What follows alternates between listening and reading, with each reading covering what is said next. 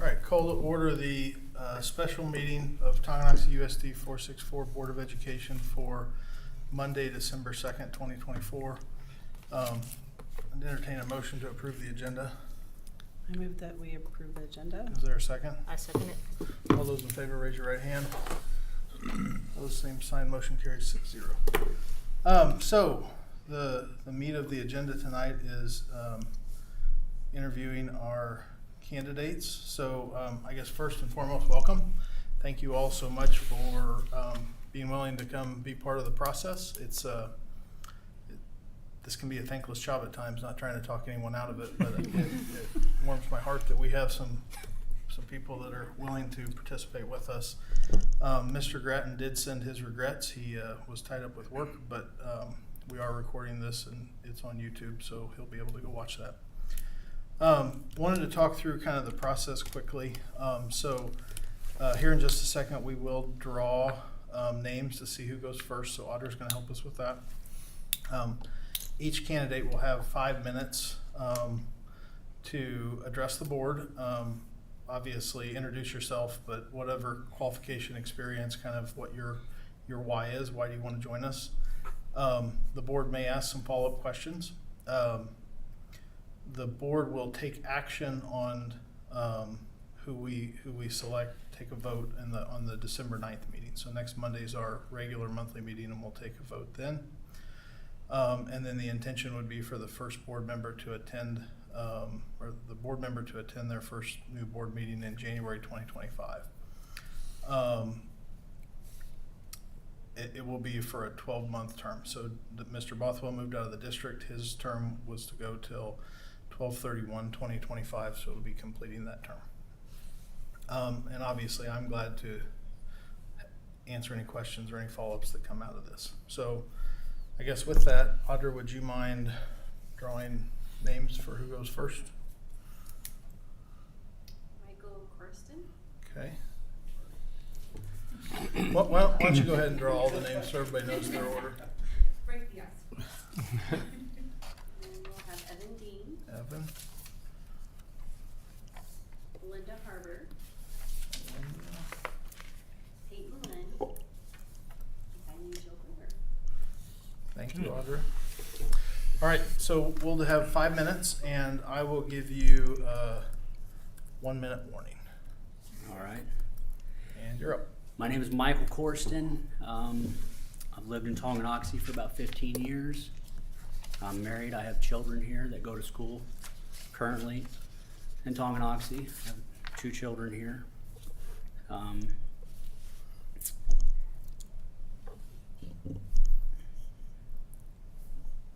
didn't come, I guess, super prepared here. Let's see.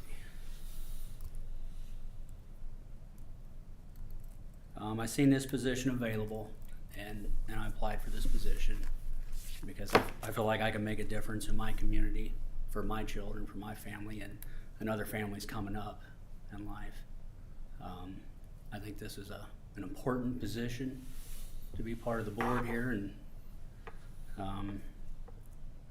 I think it comes down to, I think our children can get a really good education if there's good people in place here, and I think there is good people in place already.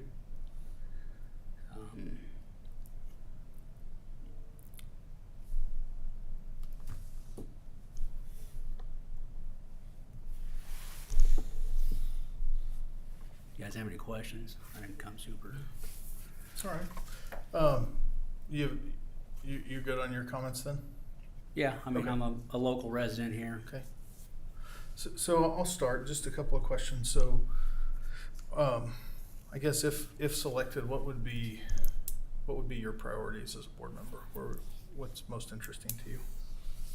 I think just to serve for my community. I'm currently going to be reopening. I'm on the board for the community center here in town. I'm going to be the chair on that board, and we're going to reopen the community center. So that is, so being on the board has interest in me, just to help out with my local community, just to try to make a difference, try to take care of our children.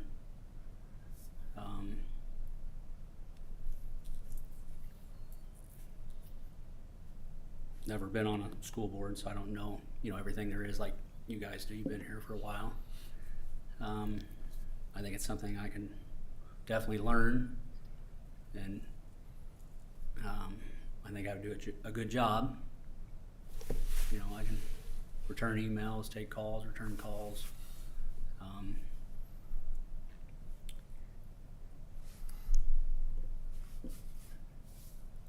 I think I could pretty much do whatever you guys ask. What other questions do the board members have? Maybe give us a little bit of information on like your background and your experiences that you would be able to provide to the board to kind of help. So I'm a self-employed person, so I have a flexible schedule. I'm a diesel mechanic currently. That's what I've been doing for my career. I work local here, so if there's something happens during the day, I can respond because I make my own schedule, so I'm pretty flexible.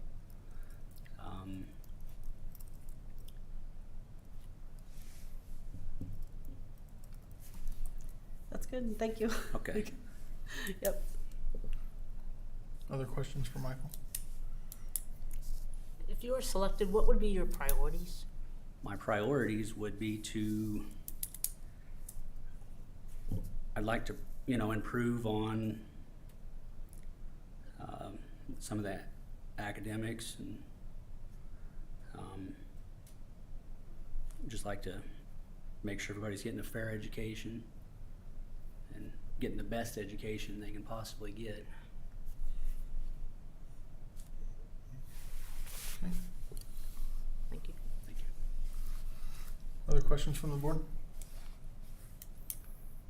Okay, thank you, Michael. All right, thank you. Thank you. Thank you. All right.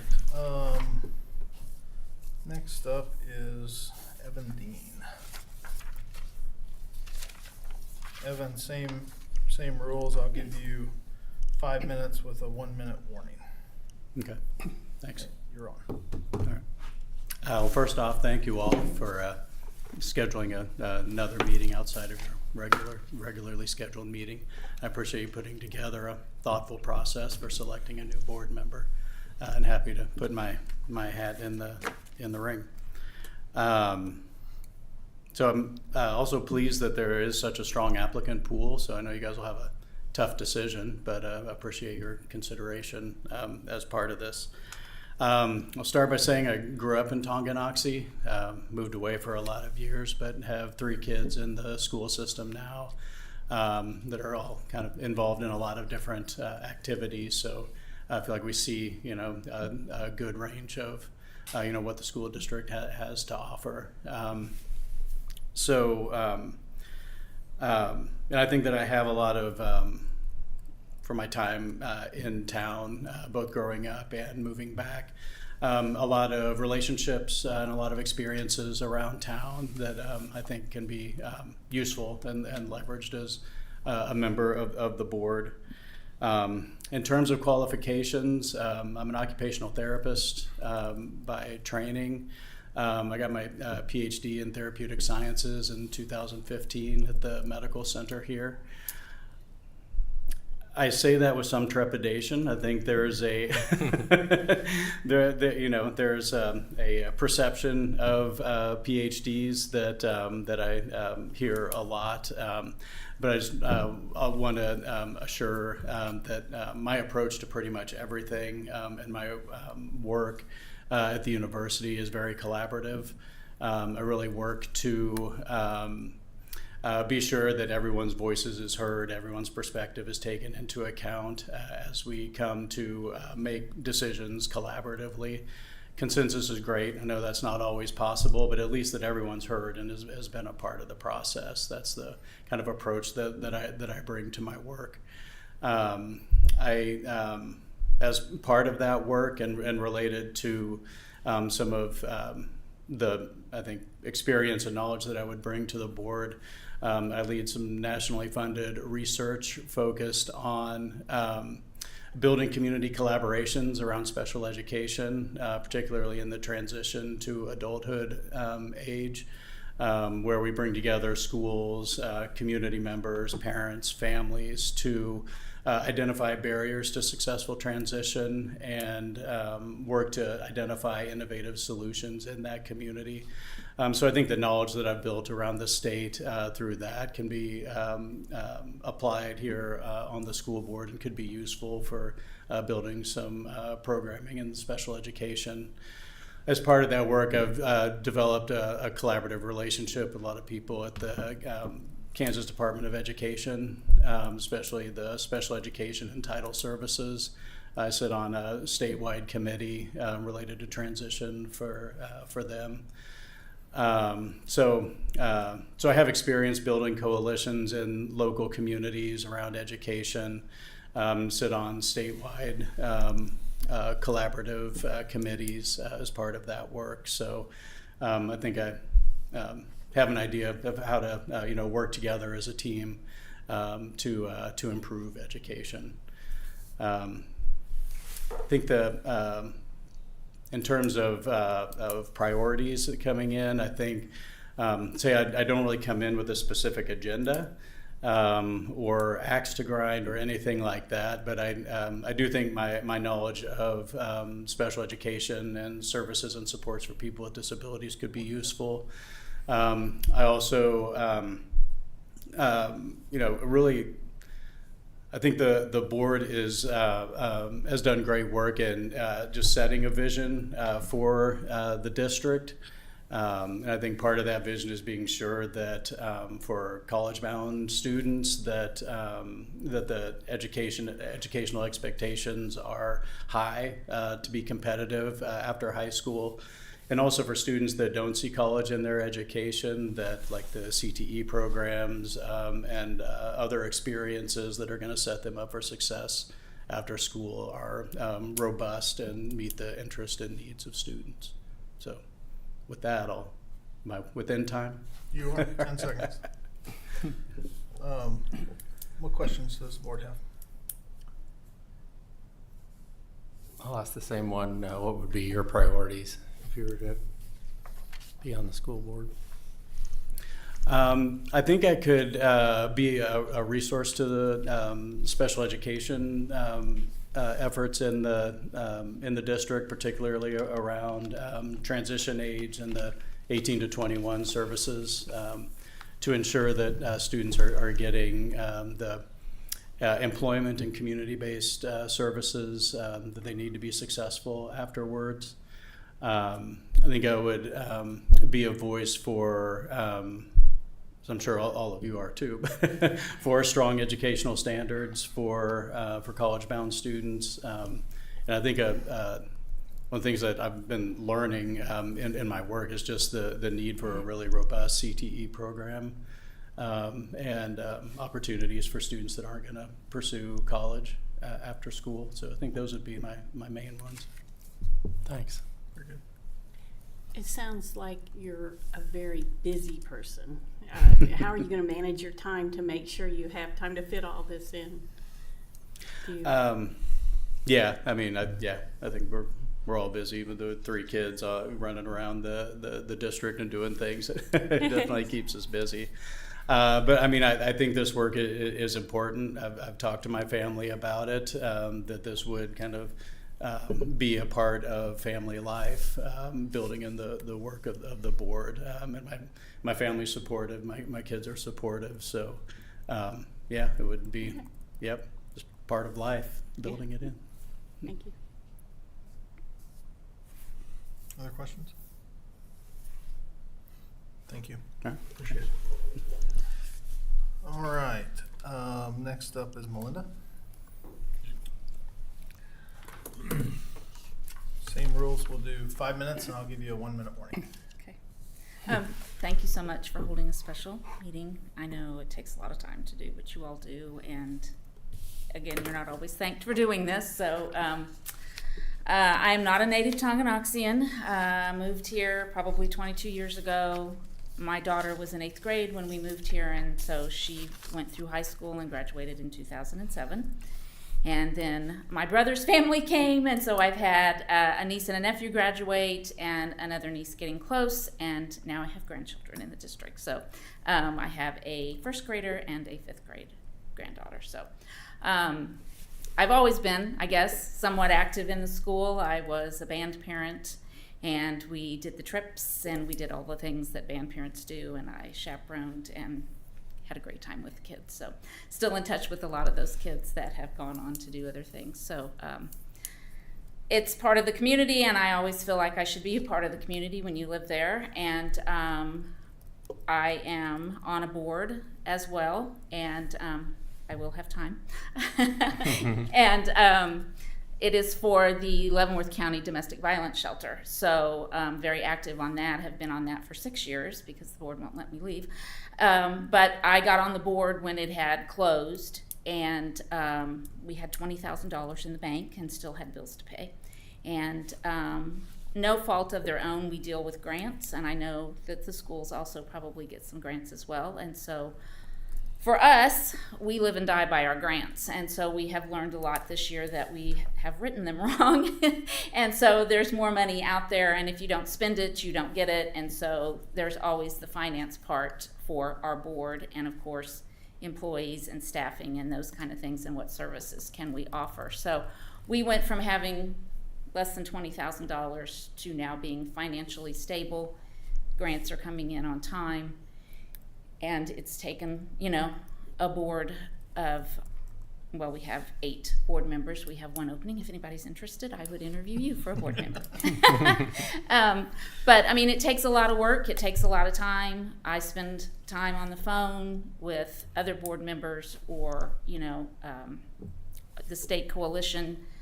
It just takes time, and you talk to people and you work out the issues. And as a board, all the things that are not good land on your table, and you have to make the decisions on, do you cut staff? How do you tell staff? Those things. And some days it's really great, and some days you're like, what in the world did we just do today? How do we? And so I started on the board. There were 4 of us that stepped out and said we would do this, and so I became the secretary, and eventually they were like, nope, you're president. And so my name is on everything, and I deal with the auditor and the CPA and all the things that you deal with. But I enjoy it because it's part of the community. It's a necessary thing, unfortunately, that we have to have a domestic violence shelter. But education is important as well, and I would put as much time on this board as I do on that board, working in the community, talking it up. I just talked up the shelter, so I would do the same thing. I would let people know I was on the board, and here's what maybe things we're facing. And there's things you can't talk about. I understand that you can't go out into the community and just tell everybody everything, but schools deal with finances nonstop, and the public likes to get upset about the finances, and so they need to come to the meetings, and they need to learn things about the schools and the finances and why things are the way they are. So I think a lot of times boards get a bad rap, and that's not necessary, as if you're out in the community and you are positive about the role that the board has and your role on the board and how you're giving back to your community. So. Very good, thank you.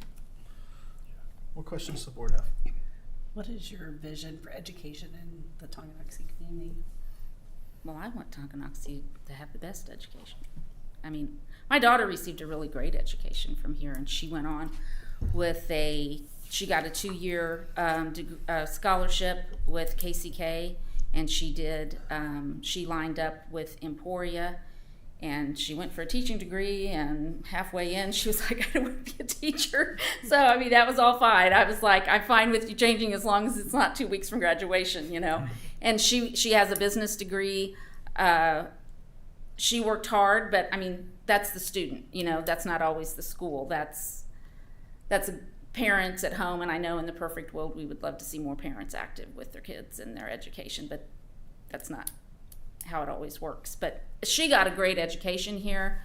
my granddaughters, my daughter has gone to principals and teachers and said, I think, the oldest one is struggling here, and so they have her in Title I reading and some extra math. So as a parent, you have to know how to ask those questions, and because you turn your child over for 8 hours a day or however long the school day is.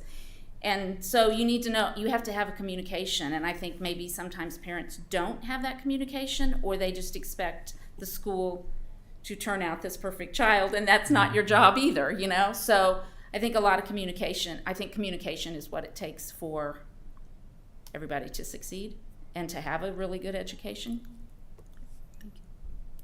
You brought up finances from your other board position. Talk to me a bit about how you balance public education and our duty to our taxpayers. Everyone in this room is a taxpayer, and everyone in this room has an interest in the school, and finding that balance is important. How would you do that? How would I either explain it to people in the community or just the balance? Yeah, how do you find balance? That's educating people on, when somebody comes to do work on your home, you get an invoice, you get a detailed invoice. I work in the legal field, I do billing, and I've got to be able to talk to the clients when they call in upset about something, and I have to be able to have knowledge about the billing and how you do it. And I think that's what school boards need to do a little PR. You need to say, this is what it is. And I mean, you don't have to be exact, but there needs to be a breakdown. And I think the community and taxpayers would probably be less upset if they just didn't say, well, my taxes are being raised and I don't even know where it goes. Well, there's two problems with that. You probably don't go to a board meeting and ask questions. And number two, you probably don't understand how the mill levies work. And a mill levy is a nightmare all on its own. I've never understood why it's called a mill, but I get it. I kind of get it, but it's just a weird thing to call it. So once again, you just have to kind of know how to break it down and talk to people. And, most of the time when people call me upset about their, $200 an hour attorney bill or whatever, I can break it down and talk to them, and then they understand what it was. I mean, not always, but most of the time I can. And so, I mean, that's just what you just have to be able to talk to people and explain it. Very good. Other questions from the board? Thank you, Melinda. You're welcome. Thank you. All right, number 4, Peyton. Peyton, same rules, 5 minutes, and I'll give you a 1-minute warning. Okay. Hi, everyone. My name's Peyton Lynn. I have lived in Tonganoxie the entire 22 years of my life. I graduated in 2020 from Tonganoxie High School, and this community has always been incredibly important to me.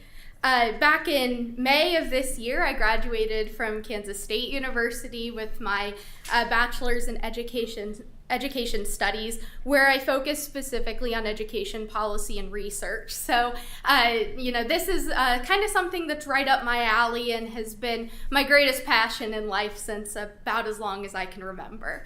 I currently work at the Kansas State Department of Education, where I focus on research and policy at the state level.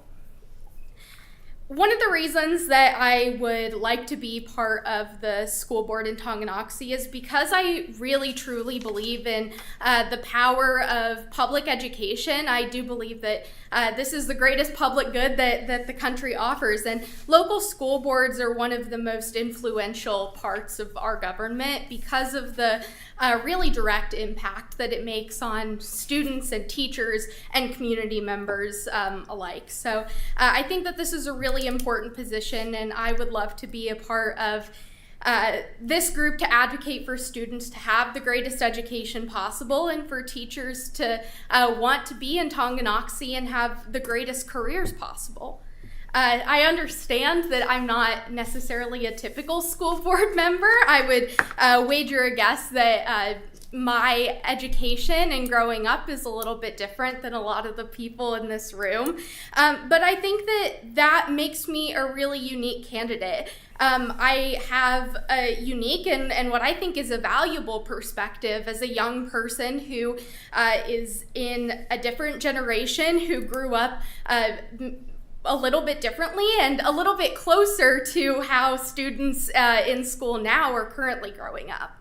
My youth was probably more similar to current students than maybe some of yours is, and I think that gives me a perspective to help understand the challenges that students are facing right now, and kind of understand what the current state of being a student in school might look like.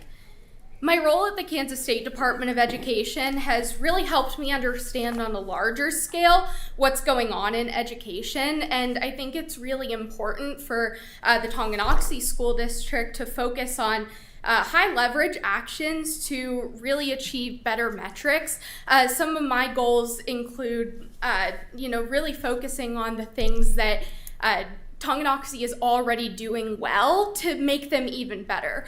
I recently went to a talk. It was about a study called The Opportunity Makers.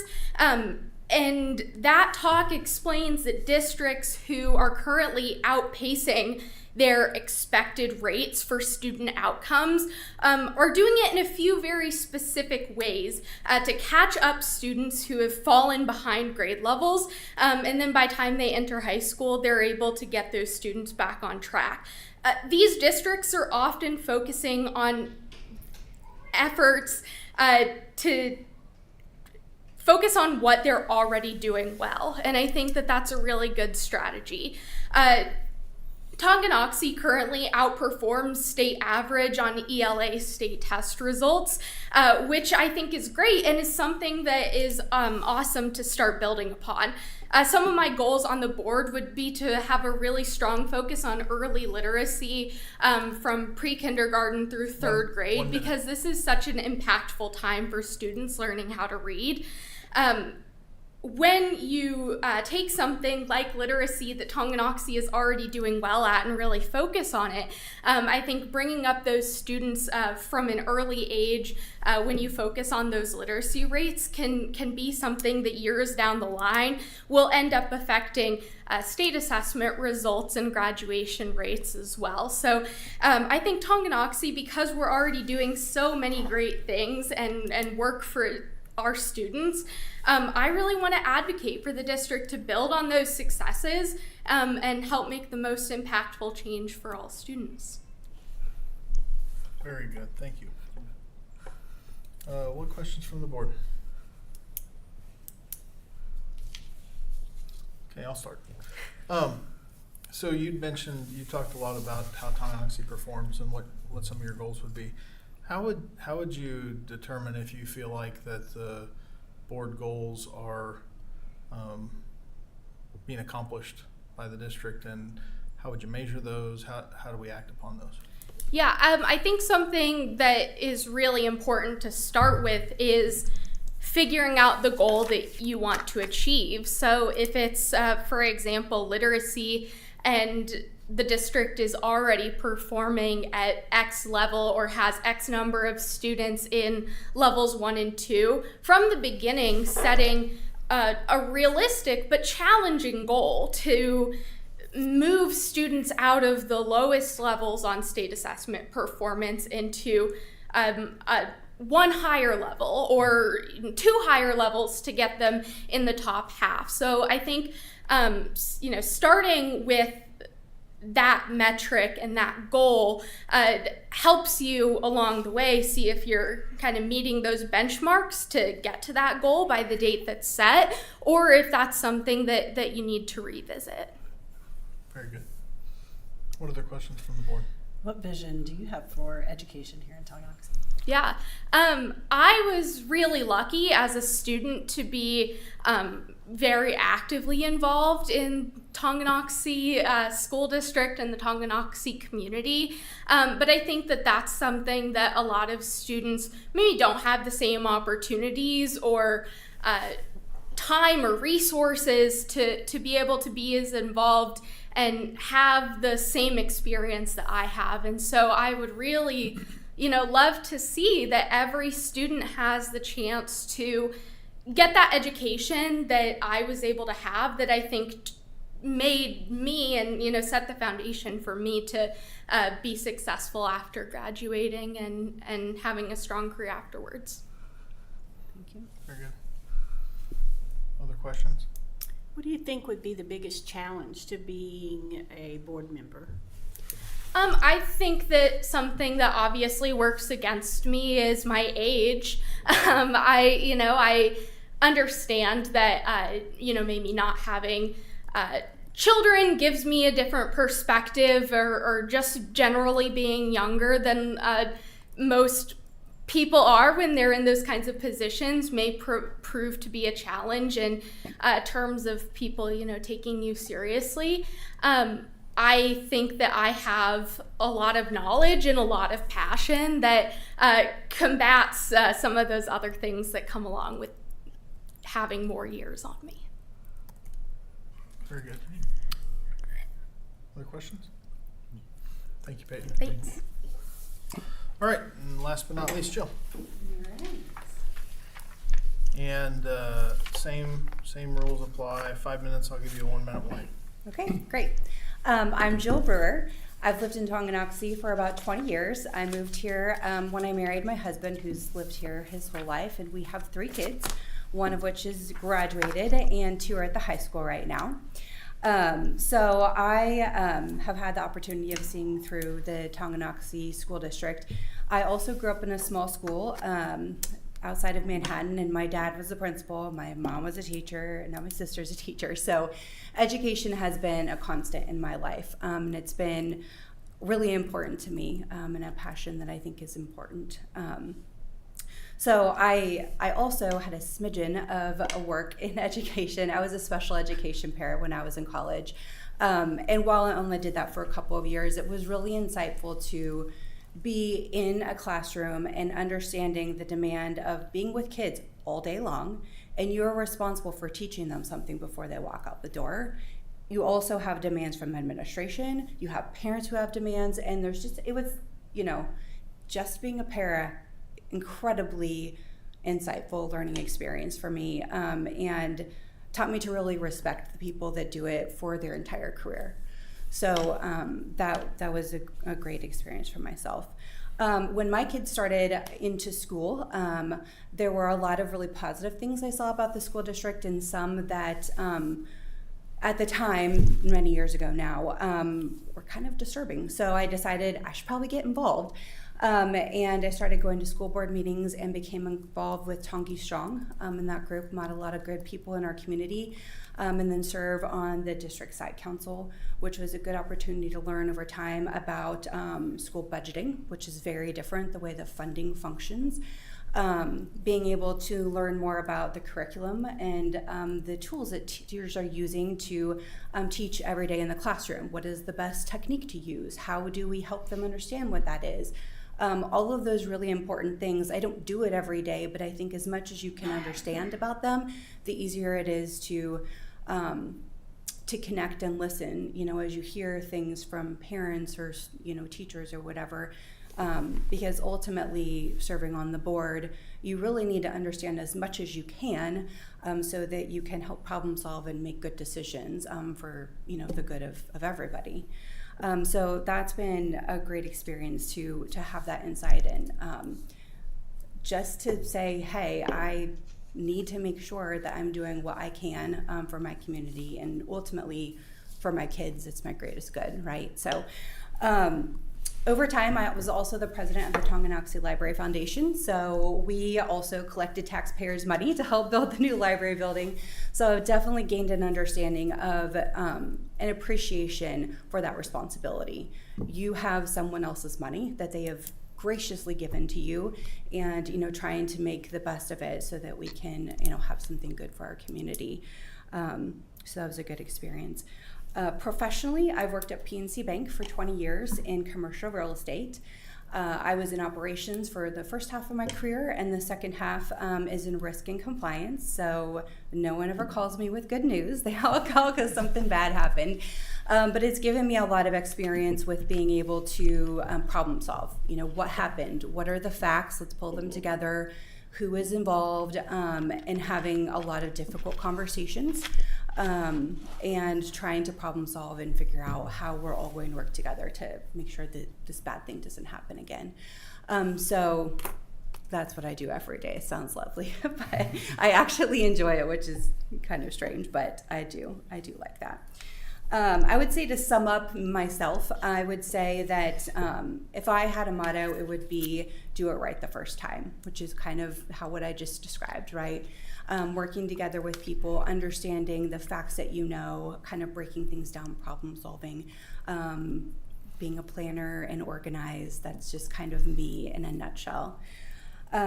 Anyway, I would say that just the opportunity to be able to serve on the school board would be a great honor for me. And so I appreciate you and giving your time and listening to my experience that would be beneficial. So, thank you. Very good. Questions? What would be some of your priorities if you were to be on the school board? Yeah, so one of the priorities that I would have is just staff recruitment and retention. I think that one thing I've learned in anything I've ever worked on, it does not matter if you have amazing facilities, if you have millions of dollars, if you do not have the right people, you are not going to be successful. And so that's really important to me, that we have the best teachers, administrators, everybody that's involved, making sure they're here, and then they stay here for as long as they can. And so that would be a priority for me. Yeah. How would you handle a situation where you might have a different opinion than maybe a majority of the other board members? Yeah. One skill that I have to use a lot is listening. In professionally and even serving on the board, there were a lot of times that we didn't agree, didn't see things the same way. And so trying to understand where other people are coming from, because we're never always going to have the same opinion, and trying to put myself in their shoes. And like I said, I'm kind of like a logical thinker, so I would say the other thing is just kind of, when someone else is sharing their thought or their opinion, why are they coming from that perspective? What are they bringing that I maybe have not considered yet? And trying to kind of reconsider that myself so we can figure out how to come together collectively. Thank you. Mm-hmm. You brought up community a couple of times. Yeah. Tell me what your thoughts are in terms of how the school board should interface with the community, how we have been interfacing with the community. What's that look like in an ideal world? Yeah. I think that, I'll tell you, when I started coming to the school board meetings, which was, 12 years ago, a long time ago, decade ago at least, there were a lot of people at the school board. And I felt like the vibe in the room, most people were not happy. They came because they were not happy. More recently, I haven't been attending the school board because I've been at my children's events, but when I did come most recently, I was the only person from the public that was here. And at first I was disturbed, just to be really honest. And then I thought, you know what? People aren't here because they're happy. I think that it's somewhat of an indicator of success, and that may or may not be true, but that's just kind of how I took it in. So, I think in that way that's good, but the reality is that everything is not always perfect. It's not always going to be perfect. And I think that it's important for the school board to hear out not just the people that you know personally, trying to seek out opinions from people that you may not know, or asking, the teachers or the administrator or whatever. You're a representative of everybody. So I think it's really important that you try to take in as much of that as you can, because when people think everything is fine and they may not be coming and listening and being involved, eventually something's going to bubble up and then everybody will kind of freak out. And so you kind of have to be prepared for that, I guess. But yeah. Okay. Other questions? Thank you. All right, thank you for your time. Okay, so as I mentioned at the outset, we will take a vote during the December meeting, and we will be in touch. I think certainly wowed by the experience in the room. So, we've got a hard decision in front of us, and we can only pick one, but there is an opportunity to file for a board seat in June or July, and I think there's a tremendous number of people in this room that would be an asset to the board. So thank you all for coming. You're welcome to stay. We do have one presentation, but if you want to get home to your evenings and your families, we certainly understand that too. Thank you, guys. Thank you. Thank you. Thanks. Mr. Loomis?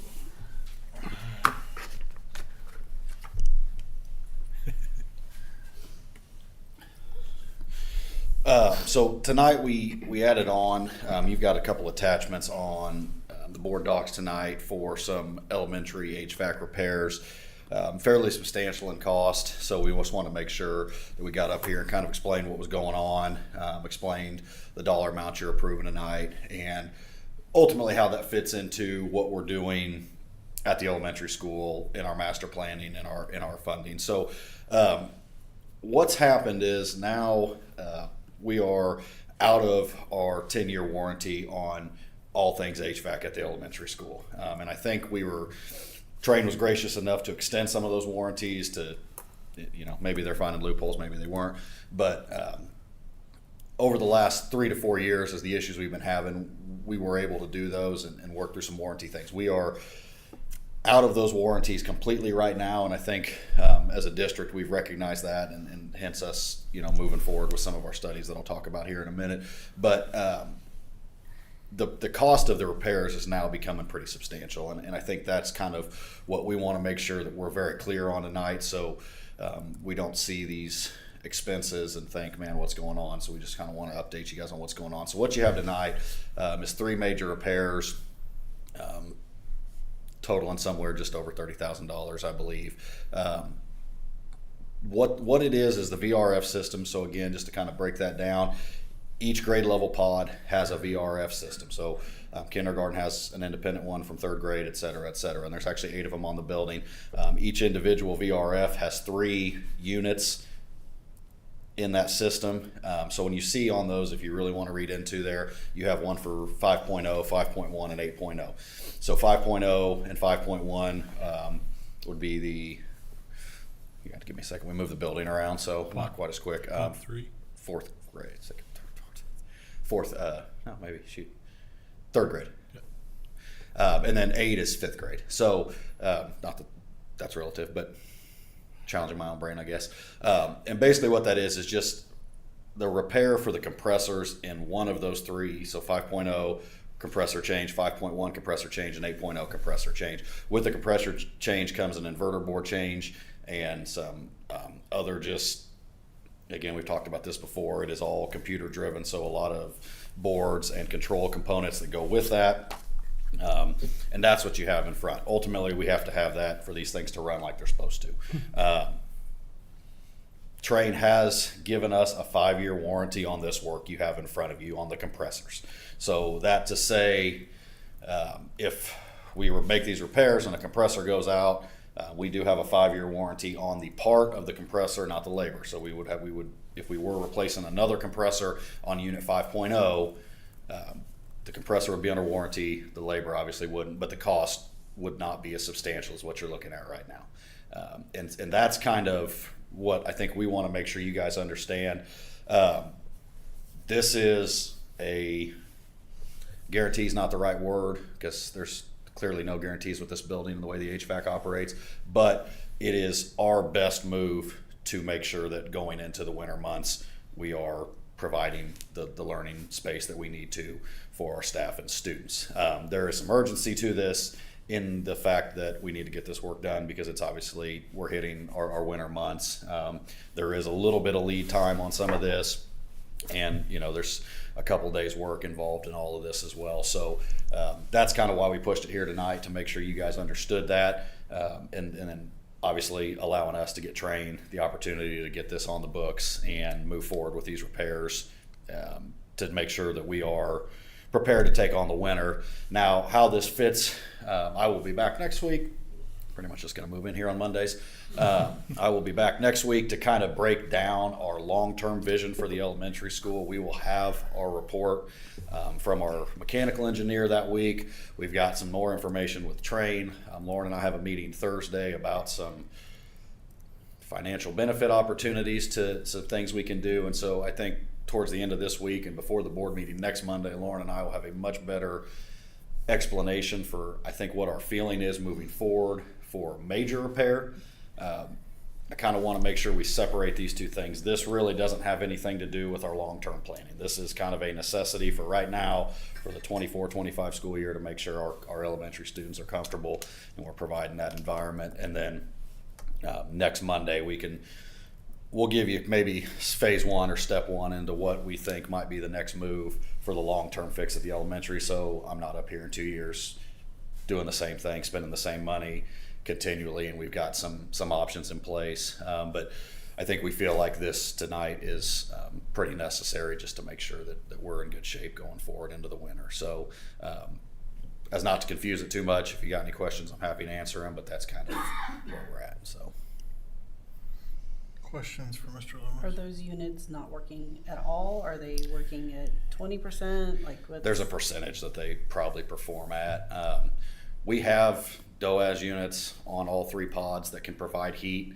I honestly have some rooms in the building that are too hot right now just because of the control issues and things like that. So there's like a chance that maybe you don't make the repairs and things are okay. So when there's 5.0, 5.1, and 5.2 are what that unit is. So 5.0 and 5.1 are down, out of commission. So I guess mathematically speaking, you're running at about 30%.